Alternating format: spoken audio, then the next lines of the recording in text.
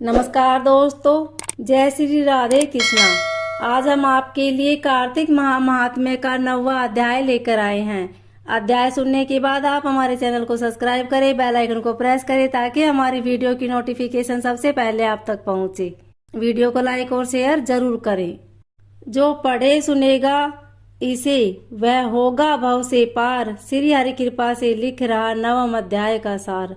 राजा पृथु ने कहा, हे मुनि श्रेष्ठ नारद जी, आपने कार्तिक माह के व्रत में जो तुलसी जड़ में भगवान विष्णु का निवास बताकर उस स्थान की मिट्टी की पूजा करना बतलाया है, अतः मैं श्री तुलसी जी के महात्म्य को सुनना चाहता हूँ। तुलसी जी कहाँ और किस प्रकार उत्पन्न हुई, यह बताने की कृपा करें। नारद जी बोले, राजन, अब आप तुलसी जी की महत्ता तथा उसके जन्म का प्राचीन इतिहास ध्यान पूर्वक सुनिए। एक बार देवगुरु बृहस्पति और देवराज इंद्र भगवान शंकर का दर्शन करने कैलाश पर्वत की ओर चले। तब भगवान शंकर ने अपने भक्तों की परीक्षा लेने के लिए जटाधारी दिगंबर का रूप धारण कर उन दोनों के मार्ग में अवरोध उत्पन्न किया।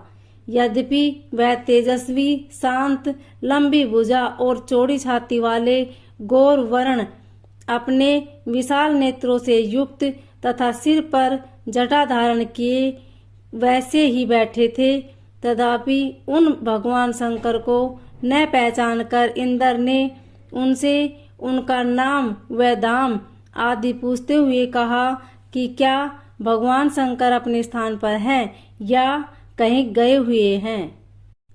इस पर तपस्वी रूप भगवान शिव कुछ नहीं बोले। इंद्र को अपने त्रिलोकीनाथ होने का गर्व था, उसी अहंकार के प्रभाव से वह चुप किस प्रकार रह सकता था। उसने क्रोधित होते हुए उस तपस्वी को धुड़ककर कहा, अरे, मैंने तुमसे कुछ पूछा है और तुम उसका उत्तर भी नहीं देता।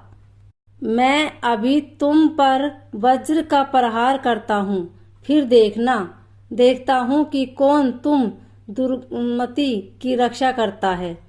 इस प्रकार कहकर जैसे ही इंद्र ने उस जटाधारी दिगंबर को मारने के लिए हाथ में वज्र लिया, वैसे ही भगवान शिव ने वज्र सहित इंद्र का हाथ स्तंभित कर दिया और विकराल नेत्र कर उसे देखा। उस समय ऐसा प्रतीत हो रहा था कि वह दिगंबर प्रज्वलित हो उठा है और वह अपने तेज से जला देगा।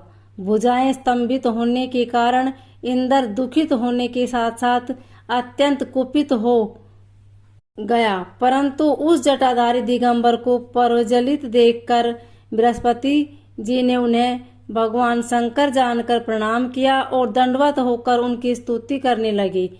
बृहस्पति भगवान शंकर से कहने लगे, हे दीनानाथ, हे महादेव, आप अपने क्रोध को शांत कर लीजिए और इंद्र के इस अपराध को क्षमा कीजिए। बृहस्पति के यह वचन सुनकर भगवान शंकर ने गंभीर वाणी में कहा, मैं अपने नेत्रों से निकाले हुए क्रोध को किस प्रकार रोकूं।